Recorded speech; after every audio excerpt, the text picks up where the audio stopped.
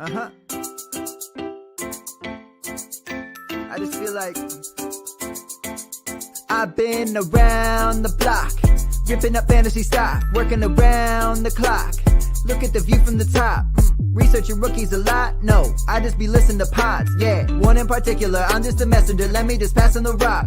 Browning, brunning, pruning, pronouncing ain't what he's doing. What he's doing is not losing, but infusing you with new things. And there's Dennis the Bennett, yeah. The man is a menace, yeah. Building a dynasty, some of the finest things. Promise you won't regret it. Sly as a fox, cultured in pop. Give him his props. Here is a thought, here is a box, and you cannot compare them at all. So don't even try. Careful with the news, but when you use a take, I take up Tony Fire. I mean Dyer, because anyone else is a huge mistake. Whoa, fantasy round table, fantasy round table, yeah. Fantasy round table. Come take a look at the crown, baby. Hey, fantasy round table, fantasy round table, woo. Fantasy round table. Come take a look at the crown, baby. Go.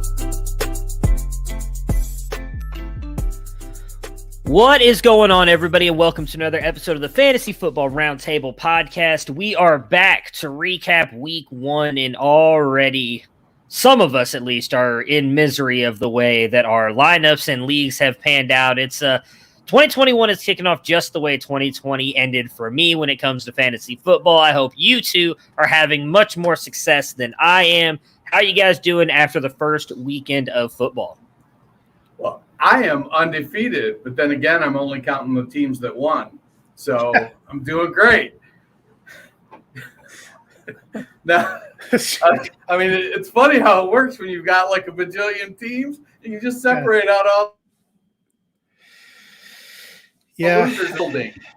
So I'm not counting those because I'm intentionally rebuilding.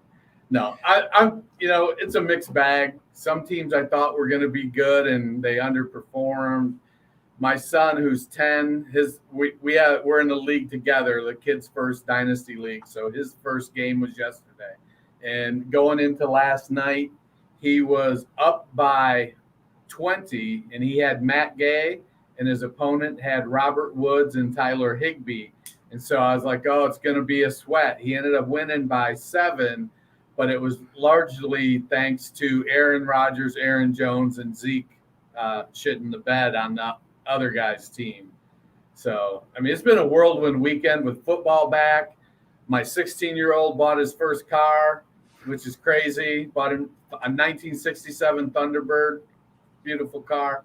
My 10-year-old started training with a pitching coach today who said for 10 years old, he's got the most natural throwing motion than anybody he's seen at that age. I don't know, maybe he's trying to get us to buy a larger package of the coaching. It seems like it's working. So, yeah, I can understand that. Well, I was happy the Broncos won. So that, at least that worked out. Some of my teams are doing good. Some of them are doing about as well as Hunter Renfro's hairline. So, yeah, bringing that joke back. I like it. Yeah, at least that's one be of all our season. You almost at least one of our teams won, right? Because I really don't want to talk about that game. Say the Lions. We'll get to it, but they looked a lot better. It was great. I enjoyed that game. Before we get into breaking that down, we are very proud to be a part of the Pigskin Podcast Network. You can find them on Twitter. They have a ton of great other podcasts, not just football, and I'm only going to mention football once this time: hockey, baseball, soccer, everything. Go check them out. We are proud to be a part of that network. One of these days, I'm going to get that done correctly. I thought you were going to call us clowns. Do you have it written down? I do have it written down, but English is not my first language, and I don't read very well. I don't speak very well. I don't do numbers again. I'm just a pretty face, people, and really, I'm like a 4 out of 10. So every episode, pronouncing. I'm just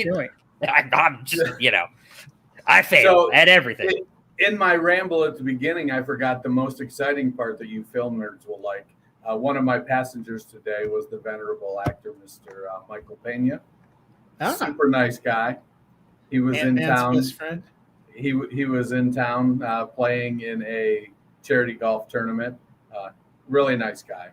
So that was pretty cool.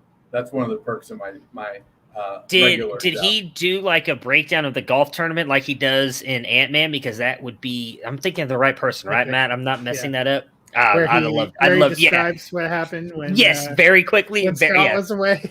Love it. No. I love it. He's an awesome actor. Seems like an amazing human being as well. So No, he didn't, because we got to talking about music, because he actually got his start as a musician, a drummer and bass player. And so with my 16-year-old being a musician, we just kind of got off track talking about music and whatnot. So, well, on to the business part of it. Hey, do you guys, it sounds like I've got something that you guys need and need me badly. definitely. Yes. Me badly. Yes. So get the tools that help Bob Harris reach Fantasy Football Hall of Fame. FootballDiehards.com has the Flash Update Pro, constantly updated throughout the season. Every week after the games end, Bob and the team at Football Diehards are updating the cornerback wide receiver matchups, the projections, the rankings. There's different tools, the cheat sheets, the consistency tools, target distribution, snap counts. So many tools on there that you just can't believe it. I mean, I don't know about you guys. For me, Bob Harris is can't miss radio when he's on Sirius XM. I'm always looking forward to Football Diehards. But if you use our code Roundtable, you must be contagious, Matt, because I'm stumbling. Our code Roundtable, you get an additional 15% off the already low price of $24. Go to footballdiehards.com/update pro and use code Roundtable.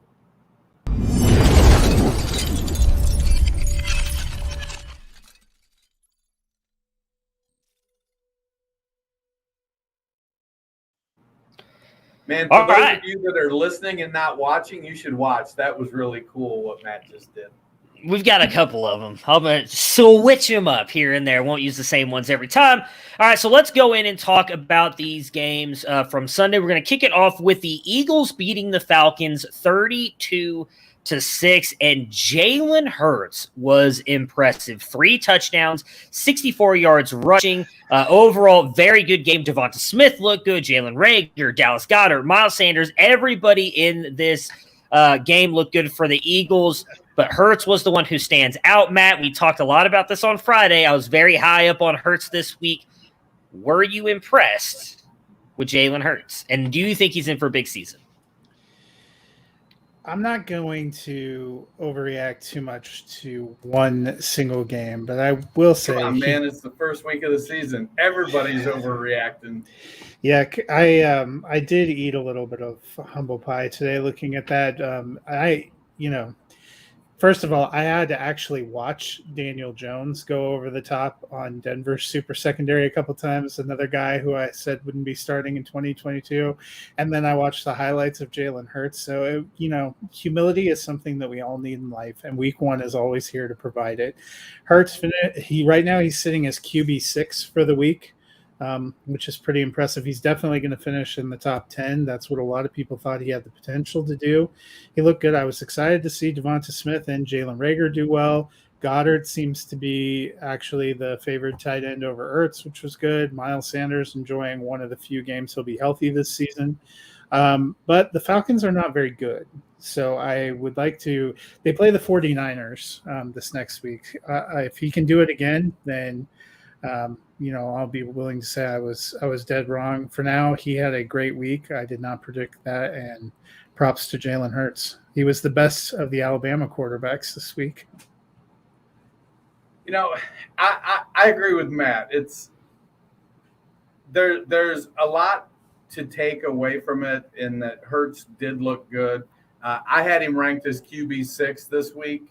So if Lamar doesn't go QB1 like I have him projected, I could nail the Hurts call. But I felt like Hurts was going to get there on his legs. 3 touchdown passes. I think I'll take that. I'm still skeptical because it was Atlanta's defense, and while I think we all had projected Houston to have the worst defense, maybe Atlanta has the worst defense. I don't know. Houston's defense looked good against Jacksonville, but maybe that's Jacksonville. Urban might be turning in his resignation going to USC. So Yeah, I was going to say something about that when we got to that game. Yeah, I mean, for me, the most impressive part was the fact that he did it passing, and the passes that he did, like that pass to Devonta Smith in the corner of the end zone was absolutely beautiful. And so if he continues to play, I'm not going to overreact either. I've been the highest on him out of the three of us. I don't think he's going to get replaced this season. Matt, we kind of talked a little bit back and forth about that. You think Gardner Minshew might take over at some point. I think it's going to be the – okay, well, I think it's going to be the Hurts show regardless moving forward. I think he has a chance to keep that job as well. But it is week one. We know Atlanta is going to be one of the worst teams. Again, I've said all along kind of what Dennis mentioned. I thought the legs would be the biggest thing. So to see him go out there and do it with his arm, that is not only surprising, but good for Jalen Hurts. On the Falcons side, they looked like a mess. Should we be worried about Calvin Ridley and specifically Kyle Pitts? I keeping my bet out of it. A lot of people really thought Kyle Pitts was going to be the truth at tight end. He did absolutely nothing here. 31 yards on 4 receptions. Dennis, again, I know it's only week one, but are we worried about Calvin Ridley and Kyle Pitts? You mean the two guys who led the Falcons in targets? Those two guys? I mean, no, we're not worried. They're going to have a bad game. They're adjusting. The team in general is probably – they're going to be behind. So it comes down to Ridley and Pitts. They have to convert with their opportunities. 8 targets is decent volume, but Ryan did spread it around a little bit. I think that if people are panicking on Pitts or Ridley right now, send me trade offers. I'll take them off your hands. I'm not worried. Matt Ryan, is it? Let's see, he was good last year, so he's probably going to suck this year. But even in years that Ryan sucks, the receivers, typically a couple of them are going to perform well. Pitts and Hurst were both on the field over 60% of the snaps. But, don't panic. Just relax. Take it easy. RELAX. Relax. So, I mean, I don't know if it's panic or it makes me think I need to moderate my expectations. I had Calvin Ridley potentially being wide receiver 1 this season. I get what Dennis is saying, that they're going to be behind and have to throw a lot. That was definitely the situation this week. They were behind by a lot. They threw it 35 times. Ridley and Pitts each saw 8 targets, which, I feel like Ridley saw more targets last year. They also did handoffs an alarmingly high amount of the time, considering what the score was. I guess the concern probably is more they changed offensive schemes. I think we were thinking about the Falcons from last year, and this is the Arthur Smith Falcons, and he was out there acting like he still had Derrick Henry and Derrick Henry's cousin to run for him. That gave me a moment of pause. So it's not that I don't Derrick think Henry's little cousin Mike is what he had. It's not that I don't think they're going to target those guys. I'm just thinking maybe the Falcons are going to be much worse than we thought, and with a new system, maybe that's much worse for our chances of seeing the heights that we saw out of Ridley last year. Yeah, I mean, the volume part is going to be key, as Dennis mentioned, for them at least sustaining some kind of upside. But my fear with that is something Matt just mentioned, possibly with the change of offense, the fact that neither one scored a touchdown. I mean, it was not against an Eagles team where I think that's probably one of the teams they have a better chance of scoring against.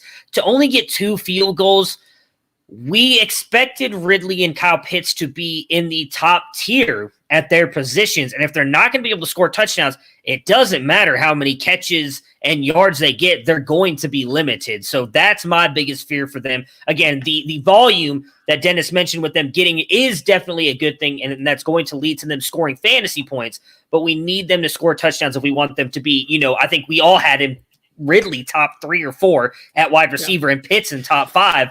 You need to score. Again, it's only 1 week, so we don't want to freak out too much, but we do need them to score eventually. Only one of those consensus top 3 for us actually looked like a consensus top 3 receiver this week. So yeah, it was not a good start Hopkins. for you and me. Nope. I will never doubt. Well, I didn't doubt Hopkins anyways, but yeah, that was not a. We'll get to Adams. That was bad. Next up, the Steelers beat the Bills in a very weird defensive game. They're 23-16. Slow start here for Najee Harris in this one. Just 45 yards on 16 carries. Didn't get much receiving game either, just 4 yards on 1 catch. Deontay, Claypool, and Juju all looked fairly decent for the way that game went. Dennis, are you worried at all about Najee Harris, the rookie running back for the Steelers? Well, we've seen historically that the Steelers like to use a bell cow back. Najee Harris is built like a bell cow back. Buffalo's defense isn't it's not a joke. They're a pretty good defense.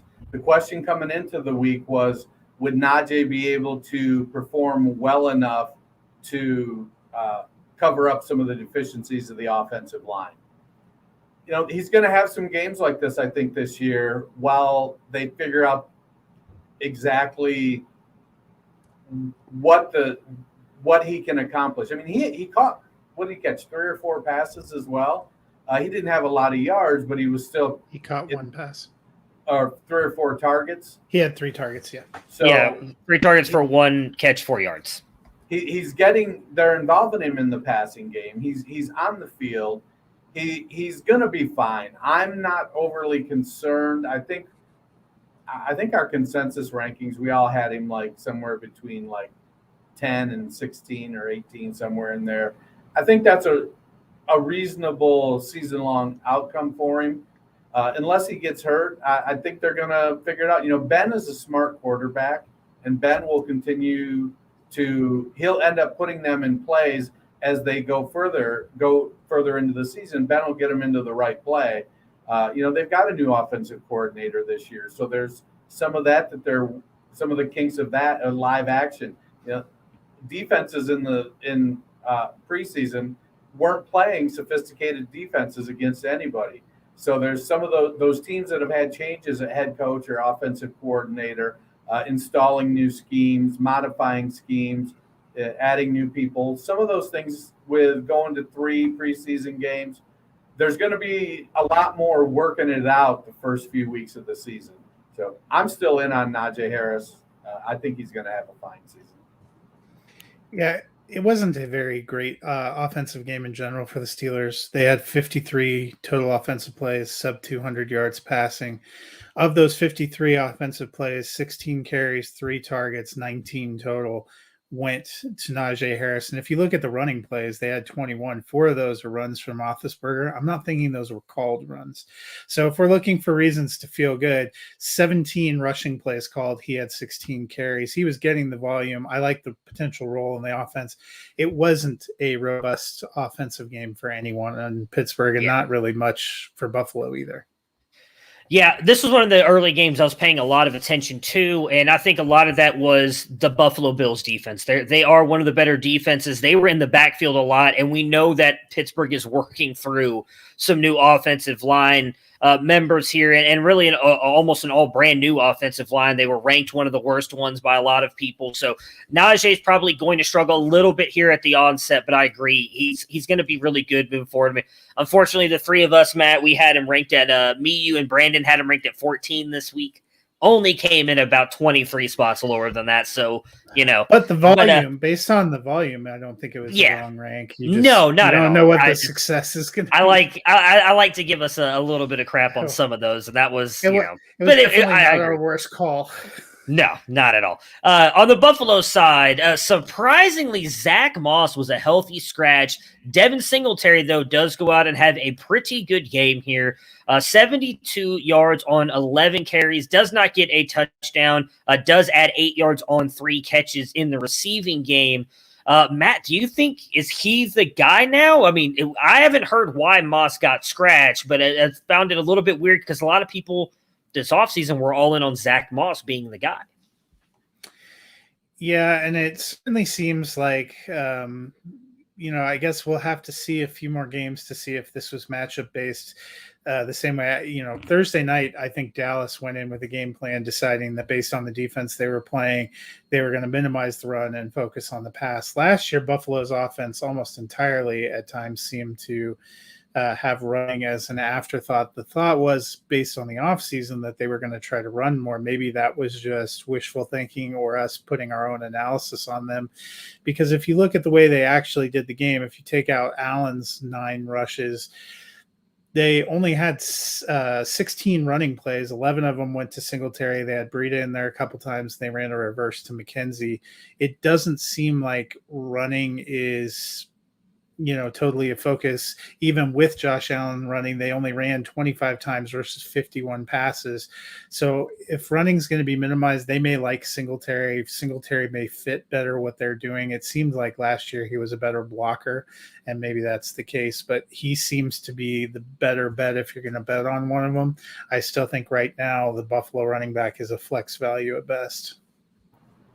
Yeah, I wouldn't be going out trying to acquire Singletary, hoping I can rely on him week to week. I think you're spot on with it's a matchup based thing. That their Buffalo doesn't have any issue abandoning the typical run game because they know in crucial situations Josh Allen can drop back and then take off and run. So they're not having to worry about a traditional running game because they've got a 6'5", 250-pound quarterback that runs a 4.55. I think that Singletary, would have been nice for him to get a touchdown somewhere. He played 75%. What was it? 75% of the snaps versus 12% for Breida. So they clearly, when they were going to run the ball, it was going to be Singletary involved in the play, and that was the game plan. If next week they decide to be closer to a 50-50 pass run split as opposed to a 60-40, 65-35, 66-33. Yeah, if they decide they're going to be closer to a 50-50 split, I wouldn't be surprised if Moss is active. So it'll be a weird. It's definitely one of those situations that 90 minutes before kickoff you're looking for the inactives for the rest of the season. I think the question we have to ask ourselves is, what did Moss say about Sean McDermott's mom in the pregame that just got him benched? I mean, clearly not something very nice. That's obvious. It's unfortunately something you're going to have to watch, but I think we all kind of knew that. We knew this is going to be one of those backfields that was not going to be fun to deal with if you rostered any of the players in there, whether it was Singletary, Moss, or Breida. Just means now you're going to have to pay even more attention to them. The Bengals beat the Vikings here 27-24. On the Vikings side, Adam Thielen with another big game here. I mean, we continue to knock this guy down. He's like the Robert Woods of Robert Woods is in the NFC. I was going to say he's the Robert Woods of the NFC. They're both in the NFC. He's the Robert Woods of the Vikings. Robert Woods. I know. My God, poor Robert Woods. He's the Robert Woods of the Vikings. We continue to downgrade him because of how good Justin Jefferson was. 9 for 92 and 2. Matt, is Thielen in for another huge season? Yeah, it seemed like when Irv Smith was lost for the year, that was going to be a good bump for Thielen. But what's interesting to me yesterday was target distribution. So Thielen ended up with the most targets, 10, and he's been efficient the last couple of years on that. Also interesting to me that KJ Osborne saw 9 targets. I don't know if it was a matter of coverages. I don't think of the Bengals as having a particularly robust secondary. But Adam Thielen's been a touchdown machine. If he can also continue to get receptions and yardage, we're going to have to vault him way up, I think. Yeah, I think when Smith went down, Thielen's ADP started to rise pretty significantly. We've seen historically that he can put up fantasy points with low yardage because he does get into the end zone at a pretty good clip. but yeah, KJ Osborne. Yeah, that's if he's not in a waiver wire article this week, I'm going to have to question whoever's writing that waiver wire article, because I think KJ Osborne is going to be one of the hottest waiver wire names out there. The question is, though, is it sustainable for him? Zimmer wants to run the ball. He ran Cook. He ran Cook 20 times. So I don't know how much more running of the ball you can ask out of Minnesota. So if that was 20 times out of 83 plays. So Cook carried the ball almost 25% of the plays. I don't know. I think Osborne might really be a thing unless Conklin or Herndon suddenly become something at the tight end. I feel like it's going to be more of a Cincinnati situation with the three wideouts and very little tight end usage. It was a classic Chris Herndon game, though. Plenty of pregame hype. 2 targets, 0 receptions for 0 yards. Yeah. Yeah, I mean, Jefferson got 9 targets, same as KJ Osborne. I think Jefferson's probably viewed as the one now, though, at this point with the season he had last year, which probably helps out Adam Thielen a little bit. To also be honest, I'm not really I am personally. I would not be able to make a catch against the Bengals secondary, but I don't think some NFL players are that worried about the Bengals secondary. So I don't expect Thielen to have games like this continuing moving forward. Jefferson, I think, will end up being the better wide receiver, but I'm very curious to see if Thielen can finish top 13, 14, 15. We all kind of downgraded him when we did our wide receiver ranks. I wouldn't be surprised if he ends up going up there and finishing as a top 15 wide receiver yet again. On the Bengals side, Joe Burrow and Jamar Chase. Who would have thunk it, right? I mean, dude couldn't catch a cold in the middle of winter, but goes out there and makes an amazing touchdown grab for 50 yards. But hey, who knew? Who knew it was coming? He's not very good at football, so I'm told. But anyways, he goes out there. They look solid. Joe Mixon rushes for 127 yards and has 4 receptions. Matt, is this it? Is this it? Is Joe Mixon going to finally finish as an RB1 for fantasy football? I mean, you have to like the usage, and there's nobody really behind him. So that was all encouraging. We thought they were going to run quite a bit. The Vikings defense wasn't great last year. Hard to say if they've improved. So we'll see what it looks like when they start playing they play the Bears front this next week. So that might be a little stiffer of a challenge. But as long as Mixon can stay healthy, I think he's an RB1. Yeah, he's going to get the volume. Samaje Perine isn't a threat. Chris Evans isn't a threat. They're going to get sprinkled in, giving Mixon a break here and there. But I would be very surprised, unless the Bengals are up by 2 scores late in the game, to see Mixon go in for a full series. Mixon showed the talent that everybody who's been Joe Mixon's going to be an RB1 for the last 74 years has been talking about. He showed it yesterday. I think if they invested in the offensive line, I can only imagine what could have become of Joe Mixon in that game or the passing game. I mean, they wouldn't have been having to claw and scratch and go into overtime. I think did we all pick the Vikings in that game, if I remember? No, I was the only one that picked the Vikings. I was on the Bengals, baby. We picked the Bengals, which was looking good when they were up 10 and then got suddenly terrifying when it went to overtime. So I was a little bit worried about that too. I'm not concerned about Mixon. I think you're going to keep him in the lineup until something happens, and I'm going to try to avoid the dread of thinking something always happens. It's coming soon. And because I want to just send him positive vibes. Yeah, I think injury is literally the only thing that holds him back from being a RB1 this season. The 49ers and the Lions, which turned out to be a very interesting game, which I would not have thought after the first half there. The 49ers do end up pulling out the win 41-33.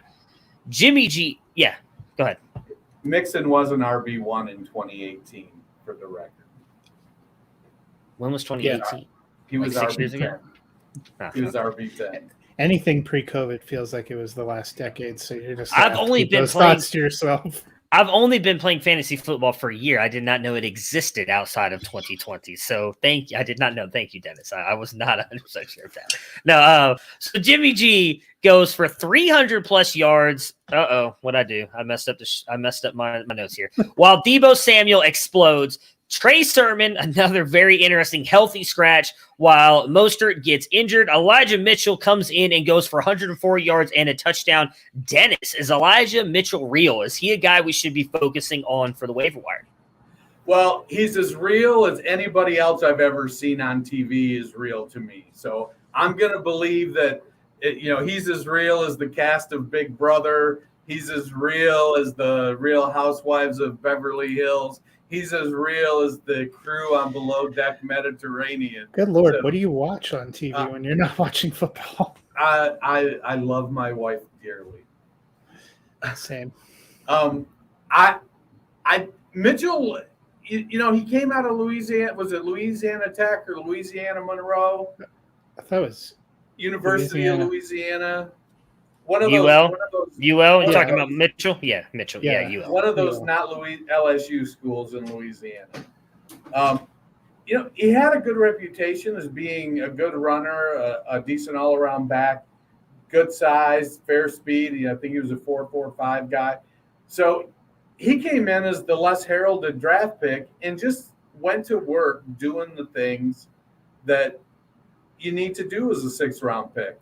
He didn't try to overdo it, and it was weird. I was listening to Howard Bender on Sirius XM on my way home today, and he was basically giving the beat writers hell, saying, you guys are the ones who are supposed to be getting the stories. That's your job as the beat writers.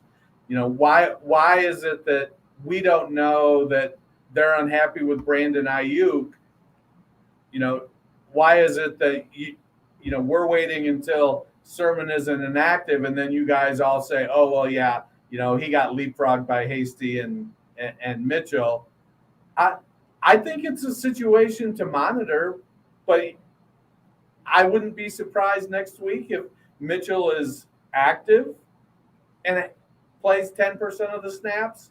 I wouldn't be surprised if Mitchell is inactive and doesn't play at all.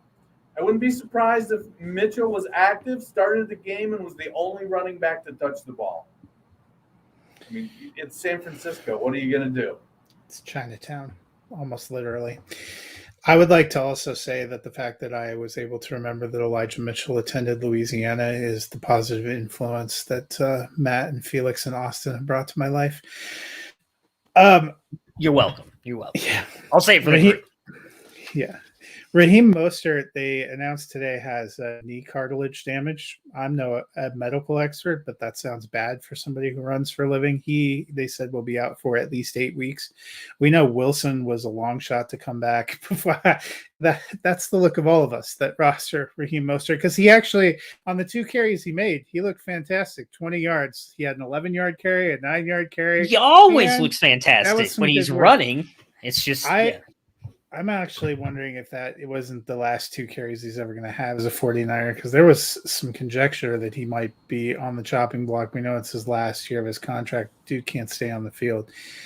Mitchell looked pretty good. 19 carries demonstrates a pretty hefty workload. He made good use of those carries. Hasty was active. I personally think they'll probably have all 3 of those guys active. Sermon will probably end up getting activated at least next week. Whether he gets to contribute much of anything will be interesting. But it's, it seemed like all offseason, we like George Kittle. Weren't sure if he could stay healthy, but we thought for sure it was going to be Brandon Ayuk and Trey Sermon, and that Jimmy G was just going to be a seat warmer for a game and a half. He looked incredible. Deebo Samuel looked incredible. Elijah Mitchell looked incredible. None of the people we thought were going to be great looked incredible. So it's a typical 49ers season. Yeah, I mean, the only thing I would say is I think if Mostert's going to be out for 8 weeks, or I guess as a lot of people are now calling him most hurt, then I think Trey Sermon will definitely be viable now, but I will go out and pick up Elijah Mitchell. I do think that is with the fact that he supposedly beat out Sermon, I don't trust Hasty.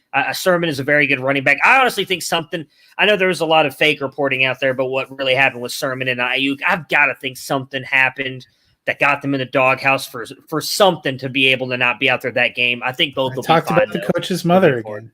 I mean, and Moss. These kids, man. These kids. Oh, what's wrong with them? Oh, no. I messed my whole camera up by doing that. See, look at that anger. I've got a problem, just like these darn kids. All right, anyways. The Lions side of things, they mounted a fierce comeback. Goff goes off for more than 300 yards, and no receiver has more than 50. Aside from Swift and Hawkinson and Jamal Williams, Dennis, are you starting any Lions in fantasy football? Well, I mean, we play in some deep leagues, so we're going to be forced to start at least one Lions wide receiver at some point. One of us is. So the question becomes, is it Williams? Is it Cephas? Is it St. Brown? Which one of those guys are we going to be forced to start on an injury-riddled bye week? And are we going to get 8, 10, 12 points out of said player? You know, Goff in LA was able to make Robert Woods and Cooper Kupp perennial top 15 wide receivers. Granted, he's running the Sean McVay system there, which is different than the Anthony Lynn system. But Anthony Lynn was able to rack up a shit ton of points for Keenan Allen and periodic second wide receiver Mike Williams. So I would expect that Hawkinson's still going to be he's the real deal going forward. Swift and Williams, I think we got a good look at what their role is going to be, how they're going to be partnered together. The wide receiver thing is going to come down to figuring out if one establishes themselves as the top. And at this point, after 1 week, I don't think we really know if one of them is going to become the guy who gets 50% of the wide receiver targets. Yeah, that's it for me. I mean, we saw a perfect example of what we think we're going to see from Detroit a lot this year. They were down. They had to throw. They had to do big comeback. They had 56 pass attempts. 30 of those targets went to Hawkinson and the two running backs. I feel great about starting them. Swift and Williams split the carries, split 20 carries. Both of them look like they're going to be viable plays. Hawkinson looked great.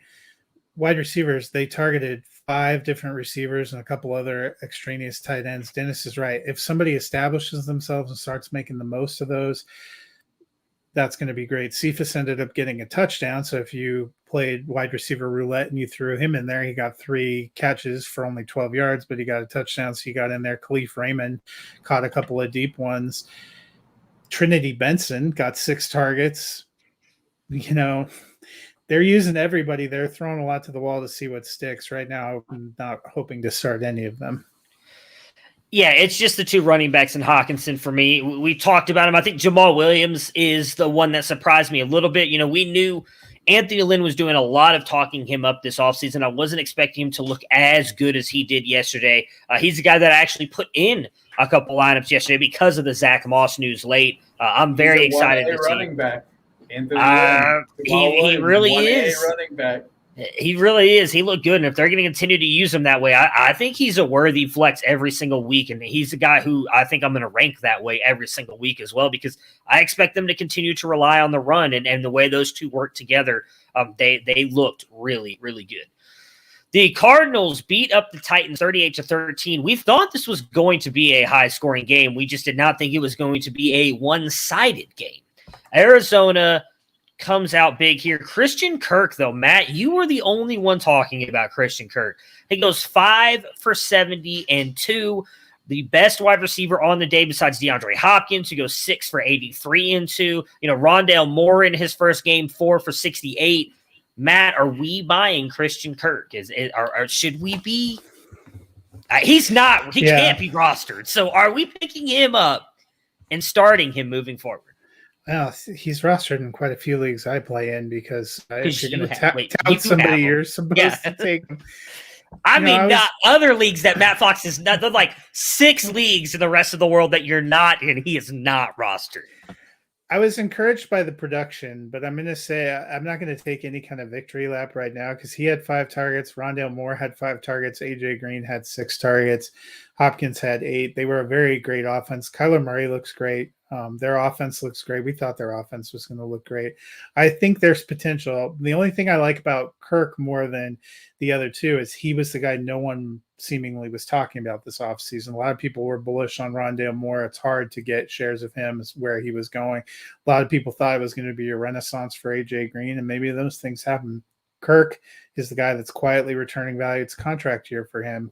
I hope he can keep this up. But, I mean, he had 570 and 2 touchdowns on 5 targets, so he caught everything thrown to him and made the most of it. Yeah, I think for me, I wrote up a Dynasty Darlings article that released this morning, and it was 3 rookies and Christian Kirk. I mean, since Kirk has come out, we've been waiting for him to develop something along the lines of consistent production. And let's see, what was he played 57% of the snaps with Moore played 29%. Where was Green? Hopkins was at 88% and Green was at 80. So Kirk produced on wide receiver 3 snap share. It's going to be hard. I think is AJ Green washed is I think the question that affects can Christian Kirk keep producing. If AJ Green keeps playing like he did last year and has the kind of production like he did in this game, I think then the opportunity is there for Christian Kirk until the other teams figure out they don't have to guard AJ Green, in which case they'll shift over to Christian Kirk. So then it becomes, well, what happens with Rondale Moore? So there's going to definitely be some moving pieces going forward. Kirk right now, I don't think you can trust him as anything more than a flex. Maybe somewhere around wide receiver 4 or 5, maybe even as low as 6. I'd probably feel comfortable as my wide receiver 6. So in a start 3 wide receivers with 3 flexes, then I'm probably going, okay, I think I'm deciding on Kirk as my final flex. If I have to get pushed up to my second flex, then I'm starting to feel a little bit iffy about it. So I don't hate him, but I had an incredible day on my bench in all those leagues where I haven't. Yeah, I think he could push for a wide receiver 3 or 4. The biggest thing with last year, he wasn't healthy. And realistically, as much as I love Larry Fitzgerald, he's a Hall of Famer. I think it's fair to say right now, based on where Larry was in his career and where Hopkins is in his, he's playing with a better wide receiver opposite of him. You also bring in a guy like Rondale Moore who can realistically really change the way that offense is run with the wide receiver screens and everything. I think Kirk could be in health. He's got to stay healthy all year. He's dealt with nagging injuries. I'm pretty sure almost every year he's been in the league. If he can stay healthy, they are going to pass the ball a lot, and we saw it yesterday. I mean, Murray did not run it that much, and I think some of that with 5 attempts, and I think some of that was he's even said it in the offseason. He does not want to risk getting injured like he did last year. I think they are going to be a more pass-friendly offense, and you can throw the ball to Hopkins triple covered. We've seen him. He won them a Hail Mary triple covered last year against Buffalo, but you're going to have to spread the ball around at times, and if Christian Kirk can stay healthy, I think he really can benefit from that. So I think Kirk could be in for a big season. On the Titans side here, not a great game overall for them. Derrick Henry and Julio struggled. A.J. Brown was okay. Chester Rogers got targeted as many times as Julio Jones. I think some of that was, I mentioned it on Friday, I was worried about Julio in this game because he did not practice or play at all this preseason or in any of the early season stuff. So I was a little worried it might take him a little bit of time to get into it. I believe he did get a touchdown, if I'm remembering correct. No, he did not. But no. 29 yards on 3 catches. Dennis, are you worried about Julio Jones and Derrick Henry? I don't think I'm worried about them long term. I didn't expect Julio to have a great game, this game, but I didn't expect him to have a great game because I felt like Tennessee was going to pound it with Derrick Henry to keep Kyler Murray off the field. So I had Julio as my listed as a chump on my champs and chumps. It worked out for my call. It didn't work out for the reason that I thought it was going to work out because Derrick Henry had a really, really terrible game. I think Julio is going to be just fine going forward. They're going to, again, they're breaking in a new offensive coordinator, and as much as things might be the same, things aren't always the same. So they'll settle down. Tennessee, they don't have a great defense, and I think some of that, given up when they gave up some points to Kyler, then they had to maybe they adjusted their play calling to try to get some more explosive plays. It just didn't work out. I think Julio is going to probably be around in that wide receiver 3 range for the most part. I think that's where I have him ranked, maybe a high 3. I don't think he made it into the 2s for me. But yeah, Derrick Henry is going to be fine. Yeah, I think the biggest criticism that came after that game was some horrific play calling. New offensive coordinator, some new pieces. The Titans do not have a particularly easy schedule, especially at the beginning of the season. This next week, they have to go to Seattle, a Seattle team that looked pretty good in managing to dominate the Colts in Indianapolis this week. So I think I don't know if it's concerned about these particular players so much as the Titans did not look good in any phase of the game yesterday, and it's not like things get demonstrably easy going forward. The only thing they have going for them is they appear to be in by far the worst division in the NFL. Yeah, I mean, I think I picked them to be like seven and 9. Yeah. Oh, 7-10. Yeah, because I know. 7-9-1.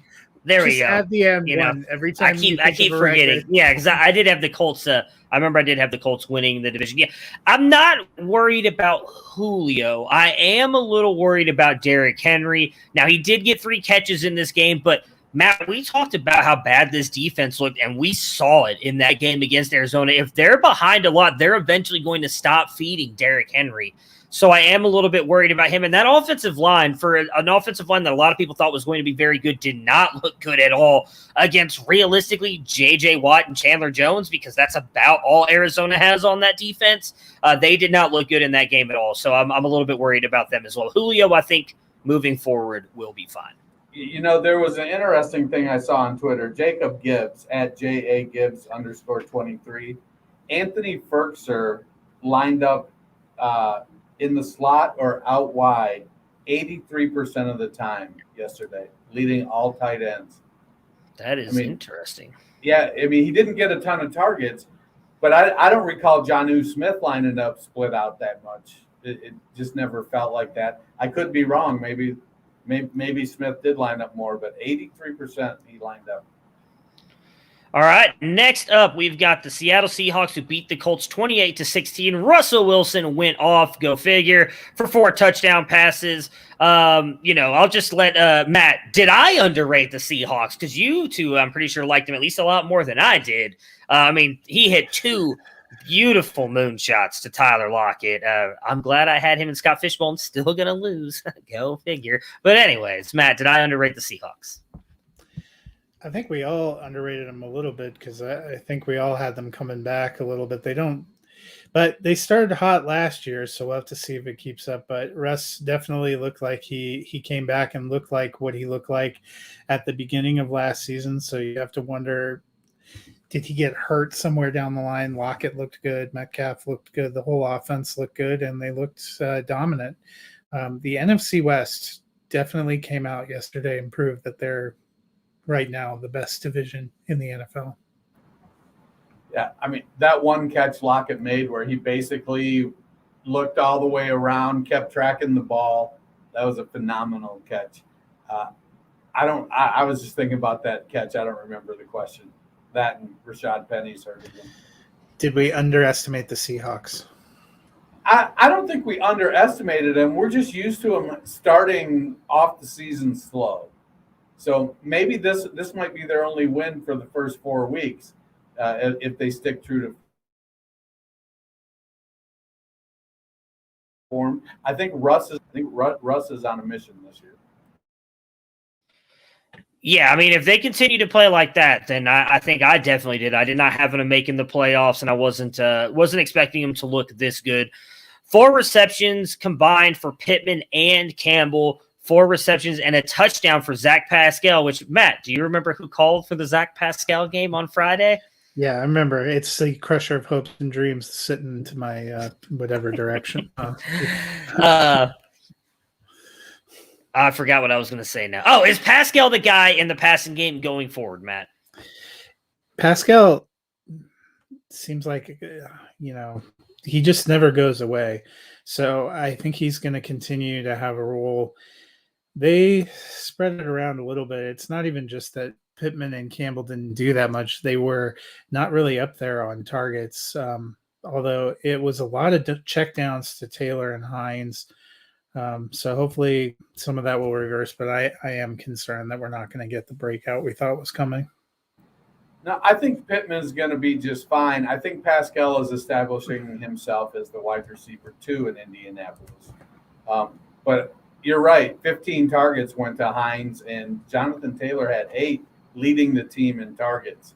So I feel pretty good about the team where I drafted Taylor at the 103, though I think I lost this week. He only rushed for 56 yards on 12 carries. They need to give him the ball about 20 times. But that's just me losing a fantasy game saying that. Pascal's going to be the wide receiver 2, I think. As much as I want Paris Campbell to be a thing, I don't think that's going to happen.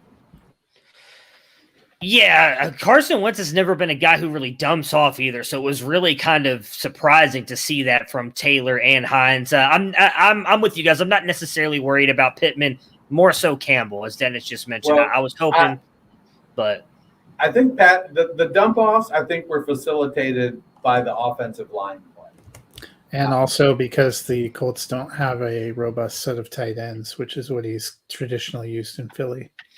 Which that is very true, which is why I was hoping Paris Campbell would become a thing. But as I have learned over the past couple of years, Frank Reich listens to this show and hates me. So he definitely goes against anything that I want him to start hyping your boy Zach Pascal. I called for the game and he went with it, which I don't understand whatsoever, but it is what it is. Next up, my guy, the MVP of the 2021 season, Justin Herbert, takes the fighting Justin Herberts out there and beats the Washington football team 20-16. What was a little bit concerning, while both Mike Williams and Keenan Allen had good games, Eckler was the main guy in the backfield but got 0 targets. Herbert did mention, though, in an interview after the game, the only reason he didn't jump off was because of how open Keenan Allen and Mike Williams were getting downfield. Washington, a very good defense. Matt, are we concerned at all about Eckler and the lack of targets? I think it's something to watch because most of us thought Eckler was potentially in line for an RB1 season. He ends up getting a touchdown, which helps him, but he only had 57 yards rushing on 15 carries. Being a power rusher has never been his thing. If he doesn't get heavily involved in the passing game, and you're talking about 0 targets in a game where they threw 46 times, that's a red flag for me. Rich Rebar had an interesting thing, and I'm trying to get to my gallery because I saved it. He had posted today about Justin Herbert picking up where he left off. Herbert only had about 15. Let's see, here we go. Herbert was 8 for 17 for 47.1% completion percentage, 5.6 yards per attempt on first down. On third down, he was 14 to 17. 82.4% for a 9.8 yards per attempt with 12 first downs and a touchdown on third down. So Herbert was killing it on third down. And, I don't know. It seems like there's no sophomore slump incoming. Oh, he's going to win the MVP. I'm just letting you know right now. He's taking the Chargers to the playoffs. Look, I hate it for Eckler's side of things, but if Keenan Allen and Mike Williams are going to be as open as they were, especially against, a good Washington football team, I don't think he's going to get the dump offs because you want to get it to your playmakers and Allen and Williams, especially too if Williams can stay healthy. On the Washington football side of things, in a way, tragedy is, I shouldn't say tragedy, but they got hit with an injury here. Ryan Fitzpatrick gets a hip flexor injury. They're saying he's going to be out for quite a bit of time. Is this a bad sign for Washington? I mean, Taylor Heineke comes in and he played pretty good, just like he did against Tampa Bay in that playoff game. He didn't look horrible out there, but it definitely looked like it hurt McLaurin a little bit. Only gets 4 targets, does make all 4 catches, which, by the way, catch of the year already with that catch where he made falling down and turning his head. Amazing hand-eye coordination on that play. But just for 62 yards, are we concerned, Dennis, with Taylor Heineke being the starting quarterback for the Washington football team for, I believe it's at least 4 to 5 weeks? They are saying 6 to 8, possibly longer. So, I almost suspect if they go 6-2 while Fitzmagic is out, Heineke starts the rest of the year. If they go 5-3 while Fitzmagic is out, I think they keep Heineke starting until he suffers like consecutive losses. I'm not concerned for McLaurin. I think, he's the alpha there. They're going to get him the ball. It's different when, you're the one in practice taking all the reps with the game planning versus, the guy getting 15% of the practice reps with the one. So we'll see what happens next week. They've got a great defense. I would say that something to make note of is that Chargers offensive line looks like it's the real deal because they held Chase Young and the boys in check pretty well. So I like Heineke to be a serviceable quarterback. I don't think he's going to play himself into a fat contract. There's already rumors that they're looking at quarterbacks, possibly Cam Newton, to come in. I'm not sold after watching the Giants yesterday that Washington wins on a short week on the road against New York. Heineke is okay, but I think that severely limits where this team can go. Well, I thought I saw on NBC Edge that Rivera was quoted as saying that they're not bringing in a quarterback. That Rivera did say that earlier today, but then there have been rumors of late. And I don't know how much of that is true either. I think that's a natural one to make because of the Rivera-Newton, relationship they've had in the past. Also, with a short week playing on Thursday night, I believe what they were talking about is, are you going to bring somebody in this week? There was no chance they were going to be able to get somebody for this week. I think if Heineke plays like he did yesterday, I think the Chargers have a good defense. I think that the Washington has enough weapons around him and a good enough defense that they can be good. Is he a game changer? No, but they're not going to find a game changer. Even if they bring in Cam Newton, I'm sorry. He's not going to be a game changer at the quarterback position for them.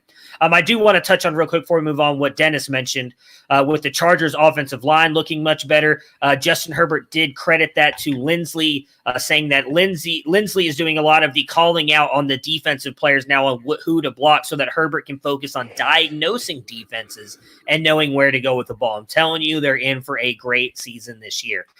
Next up, the Panthers beat the Jets, the Sam Darnold revenge game, 19-14. Corey Davis goes 5 for 97 and 2 touchdowns. Is he locked in as the wide receiver 1 for the Jets, Dennis? Was he not locked in as the wide receiver 1 for the Jets? I mean, Elijah Moore to the moon, baby. Yeah. No, Davis is the one. He's been the one since he signed it on the dotted line. I think Elijah Moore is going to be good. I think that, for his profile, for him to be the one, you're looking for Antonio Brown. I don't know if he has that in him. I think Elijah Moore is going to be good, but I think Corey Davis is the one in that Jets offense. Yeah, for me, for at least this year, I think Corey Davis is the one I'm going to trust the most. I think Moore might have some good games, but it'll be more hit or miss. Yeah, he's got to be in your lineups. And I will say, as much as I am not the biggest fan of Zach Wilson, he went out and had a pretty good day as well. McCaffrey returns with 187 total yards and 9 receptions. Matt, I mean, how does he continue to impact this offense in the passing game? Yeah, I think we saw, last year a lot was made about the Panthers having 3 receivers in the top 25, and could they do it again? And I think we see when McCaffrey's out there, he basically sucks up the targets of a number 1 or a number 2 receiver. He was heavily involved, 21 carries.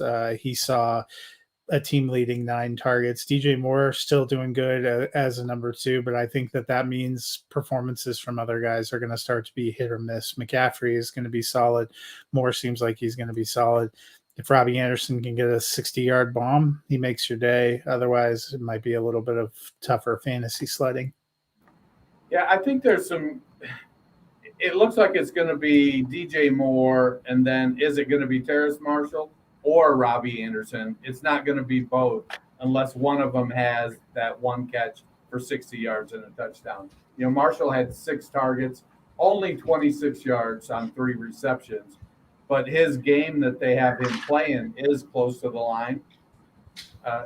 It's going to be he's likely to, I think, out-target Anderson over the course of the year.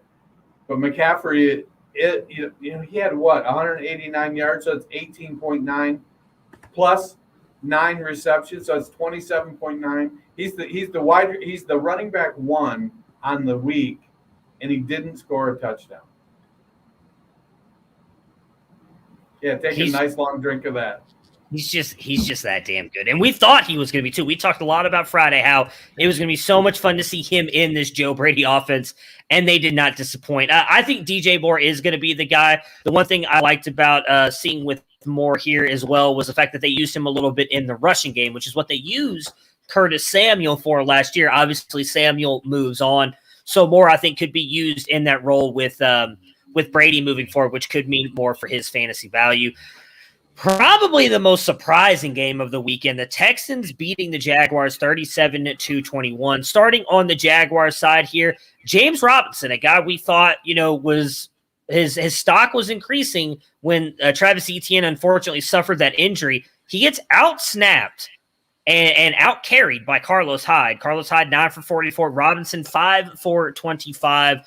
Doesn't really do much in the receiving game either, just 3 for 29. Matt, are we worried at all about James Robinson?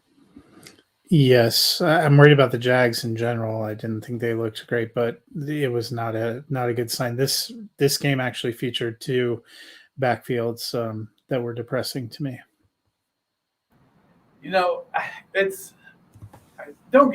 I love Carlos Hyde. I am a Buckeye.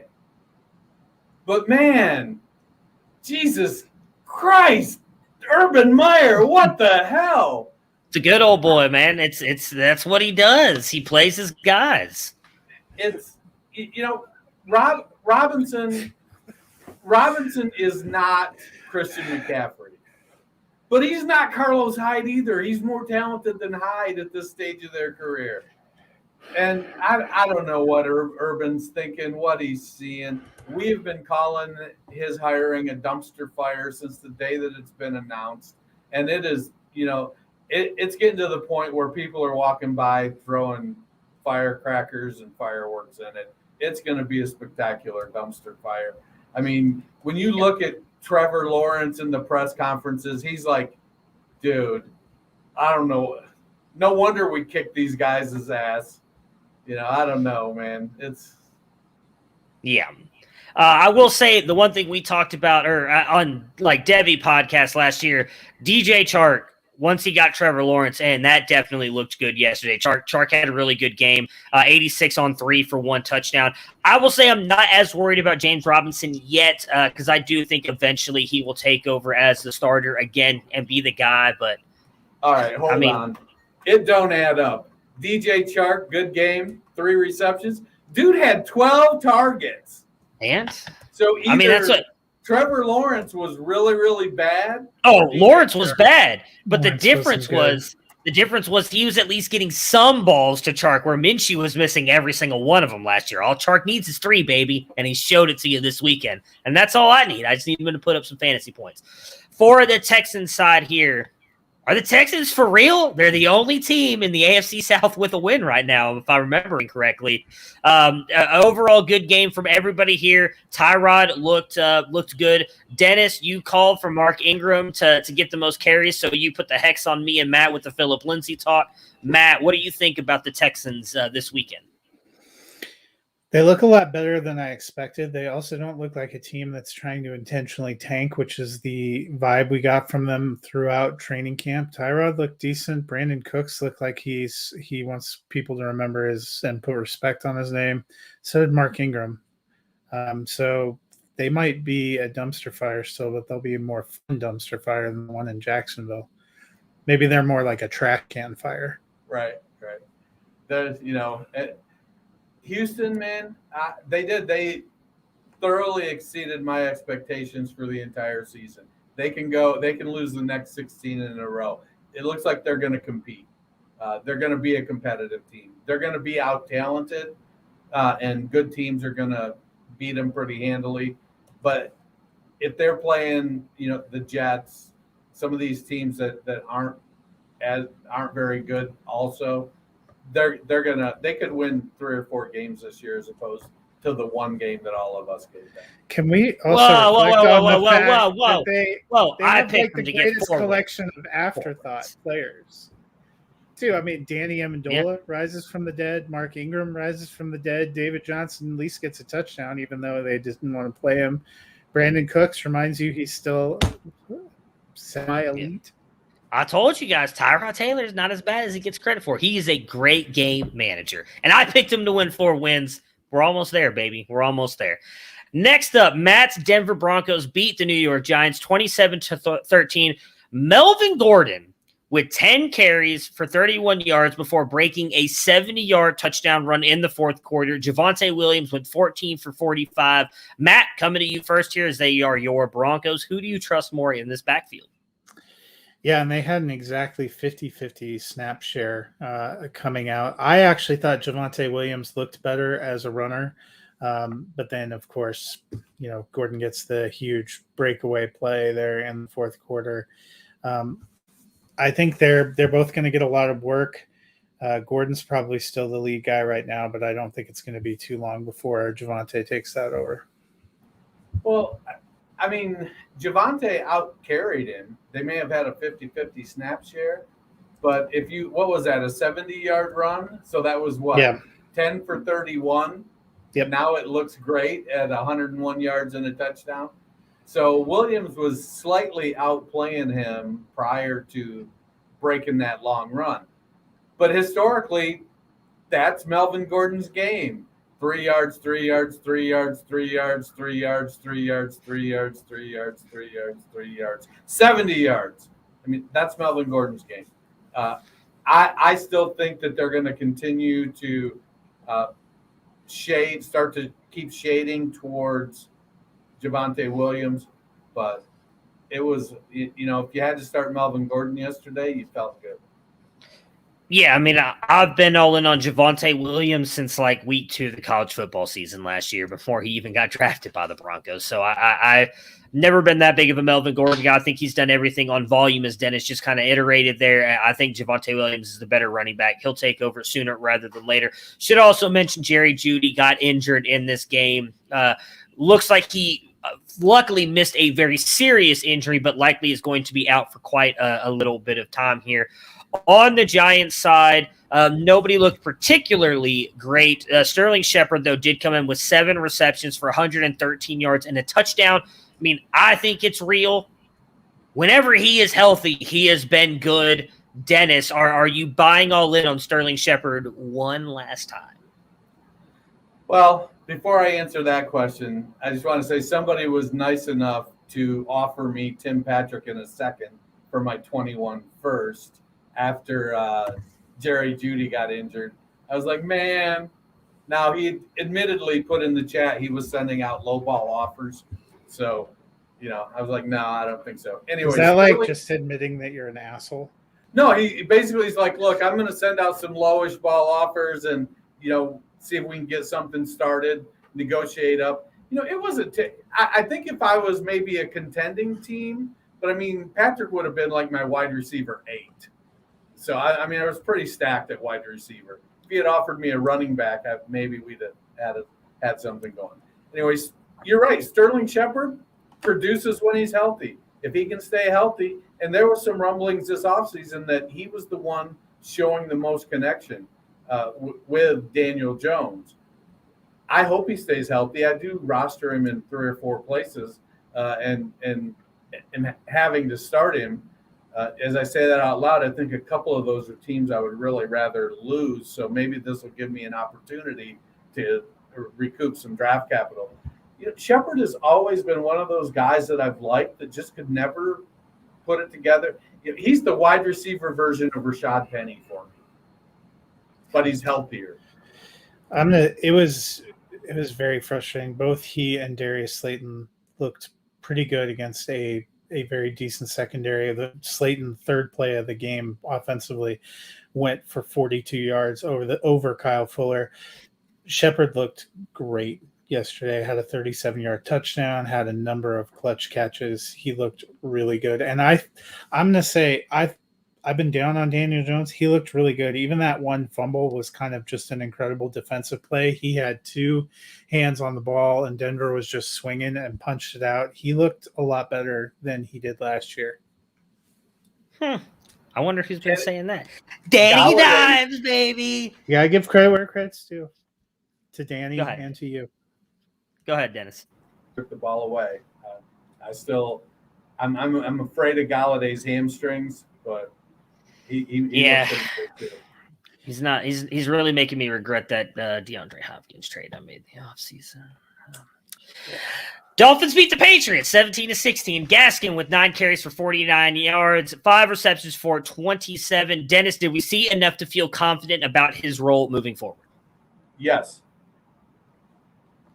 I mean, that's good. Yeah. Salvin Ahmed and Malcolm Brown. I think he has 3-down capability. I just don't think he necessarily has 25 touch durability. Yeah, I think he's a mid to low end running back too in this offense right now. Yeah, I am right there with you guys. I talked about it all last year. I thought he was going to end up being a running back too. He finished the season as a running back too. He's going to be a good player for them. On the Patriots side, Damian Harris with 100 rushing yards, 2 receptions. He had a crucial fumble, though. Can he be an RB2 this season, Matt? He can. I was happy with the usage. It'll be interesting to see because it was right at the end of the game, and it definitely sadly cost them the game. How much that fumble alters their play. I still don't totally trust Patriot running back rotations, but I was pleasantly surprised with his usage. Yeah, if he comes out, starts next week, carries the ball 6 or 8 times in the first few 8 or 10 plays, then I think then he's good. I mean, he looked good. He was explosive. He did everything but score a touchdown. He caught all 3 of his targets, or 2 of 3 targets for 17 yards. I mean, I liked what Harris was putting down yesterday. Yep, I was all in on him last year. I think he'll be fine. Stevenson had a big fumble as well. I think that's just that Dolphins defense is really, really good. I think Harris will be fine. The biggest thing will be something Dennis mentioned. Will he score touchdowns? That I am worried about, but I think he's going to be the guy in between the 20s, getting them a whole bunch of yards, some catches here and there. Touchdowns is what will be the thing that boosts him up into that RB2 territory. Next up, the Browns. I'm not going to say the Chiefs come, but the Browns choking away a win here, losing to the Chiefs 33-29. On the Browns side here, 3 receptions for 72 yards for David Njoku. Dennis, do you think a big year is coming for the Chief? I'd love to think it, but I mean, he was still outsnapped by Hooper significantly, and without going and looking real quickly, I'm not sure how many snaps Bryant played. I know Bryant was playing over him last year. He did when he came into the league. He looked athletic. He went and got the ball. He has issues with drops he's got to work on. We've all been waiting. We hoped he would go somewhere else in the offseason, and get an opportunity to be the starter somewhere. But he was exciting. I was more concerned with Donovan Peoples-Jones playing so much and only getting one target over Anthony Schwartz, who was like Mike Tysoning the ball every time it was thrown to him. It's like the dude has rock hands. Every time it was thrown, he's like battling it, trying to bring it in. I don't know. I'm not big on Schwartz. I wasn't in the draft, so we'll see. OBJ didn't play, so I would like to see how he kind of what happens when he settles in there. But there's a reason that I was pretty high on where I thought Baker would finish, but not exceptionally high on where any single Browns receiver might finish. They use 3 tight ends. They use 4 receivers. They use 2 running backs. I think they have an embarrassment of riches, and they're going to use all these guys. I was encouraged by how Njoku looked, but I don't know if I'm ready to roll him out there as a tight end starter. Yeah, I am not, because I think when Baker comes back, you're going to see a lot more of Odell and Schwartz on the field because of Schwartz's speed, and I think that's where Odell comes in a major way. So I'm with you, though, on that, too, Matt. I talked about I hope Odell ends up finishing as high as you and Brandon thought he could. I'm a little bit further down because while I expect him to throw when they need to, it's still going to be a run-friendly offense. But they looked good yesterday for a team that I was told couldn't compete and a quarterback that nobody was scared of. They looked pretty damn good in that game. Tough loss, but I think that they had a really good showing overall. Quiet game for CEH. Dennis, is this what we should expect all season from him? I think so. It's they don't have to run the ball. Andy Reid has no allegiance to running the ball. CEH is going to be the lead back. He's going to play the most snaps, but it wouldn't surprise me if he leads the running backs in touches on a weekly basis with 12 to 14. Yeah, they're not a power running team, and he's not Le'Veon Bell, so he's not going to, be equally dominant in the receiving game. It's Patrick Mahomes, Travis Kelce, Tyreek Hill, and that's the only people you should feel confident that you're going to get good performances from week in, week out. Yep, agree 100%. I've said that from the beginning. I didn't love CEH landing there. Thought he was overdrafted. I think he's probably a very good RB2 every single week, but I don't see him being some game changer like Kareem Hunt was when he was there with Andy Reid and Alex Smith. Actually, I take back what I said earlier. This was definitely the most surprising game of the weekend. We thought it was going to be a blowout. We did not expect it to be the Saints blowing out the Packers 38-3. Matt, we didn't get an RELAX from Aaron Rodgers, but he said it's not really time to panic. He's not worried about it. Are you panicking about this Green Bay offense? Well, they've been at odds off the field for quite a while, and you wondered what was that going to impact on the field. They were a completely flat-looking team. I don't know what was more disturbing to me yesterday, their play on the field or the fact that Aaron Rodgers looked like Lieutenant Dan during that period of time in Forrest Gump after the war, but before he got into the shrimping business. That haircut, as soon as I saw that, I knew we were in trouble. Oh, man, why you got to rag on the dude's relaxation haircut? He's looking a little grimy.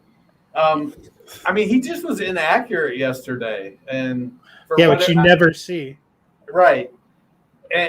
And that interception thrown to MVS, MVS is supposed to drop that, not Rodgers throwing an interception. We're like an upside down land or backwards world or something. I agree though with Rodgers. It's the first game. It's one game. At this point, it's not making or breaking their season. I think they'll go back. They'll get their shit together and they'll be competitive. Yeah, I'm still not worried about him. I picked him to be the best team in the NFC and go to the Super Bowl. We just see this every year from Rodgers. Even last year in the MVP year, he has a really bad game here or there. He really, as Matt, you mentioned, there was a lot of weird off the field stuff with them this year. I think it's going to take a little bit of time to them get fully back into that groove again. So I'm not worried about it. It's just one of those things where, the Saints came out, they punched him in the mouth, and Rodgers looked frustrated, just didn't look like they really got their groove going, and it showed, and the Saints continued to pile on. So I'm not too worried about it. On the Saints side, Jameis Winston looked really good. Matt, do you think that we're in for a big year for him in New Orleans? The last time he was a full-time starter, I think he was QB3, in 2019. His bugaboo has always been turnovers. He looked good yesterday. That being said, the Packers clearly imploded. I mean, he had 5 touchdown passes on only 20 throws, only 148 yards. They had a strong running game. Sean Payton seemed to believe in him, and I think we were worried. I was worried about the lack of receiving weapons. It doesn't seem like it matters. Juwan Johnson, the new Marcus Colston. TMR he dropped a nugget in the chat before the game for the Jimmy Buffett Scott Fish Bowl. He's like, he goes, they were high on Johnson before any injuries, and we're looking at him as a weapon over Troutman. Johnson looked good, man. Breaking all of our hearts. Last game, the Sunday Night Football game, was competitive for quite a while, but the Rams eventually pull away, winning 34-14. The Bears lost, but the offense moved well. David Montgomery went for 100-plus yards. Dennis, how do we feel about Andy Dalton and Justin Fields after the first game? Well, one of them is good, and one of them is barely palatable. I mean, this is what the Bears season is going to look like if they keep starting Dalton. It may not be a lot better if they start Fields, but it's going to be more exciting, and you're going to have hope that things are going in a growth direction. I mean, Fields, that throw he made, he looks comfortable out there, and he's making the right moves. I get that Dalton is likely to make fewer mistakes, but he's also likely to give you so much less upside that you're not in a position to make mistakes. So I don't know.